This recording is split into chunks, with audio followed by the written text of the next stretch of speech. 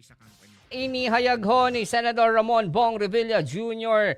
na ang layunin ng kanyang inihain noon na Senate Bill number 1209 na protektahan ang mga bata at magbigay ng suporta sa mga kabataang mga magulang. Nilinaw din nito na ang SB o ng Senate Bill number 1209 na bahagi ngayon ng Senate Bill number 1979 ay may mga provisyon na wala sa kanyang panukalang batas. Ayon kay Revilla, ang kanyang bersyon o ang Senate Bill number 1209 ay naglalayong wakasan ng siklo ng maagang pagbubuntis sa pamamagitan ng pagbibigay ng tamang gabay at suporta mula sa gobyerno. Pinanggit din ito ang tumitinding problema ng mga batang nasasangkot sa krimen na nagiging magulang sa murang edad at napapabayaan ang sariling anak. Ayon kay Revilla, mahalaga ang pagpapahalaga sa kabanalan ng procreation at walang puwang sa kabastusan at kababuyan.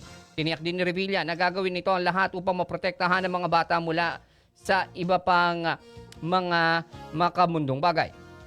Ayon sa senador, kung totoong itutulak umano ang pinangangambahan ng ilan, siya mismo ay haharangan ito at boboto laban dito.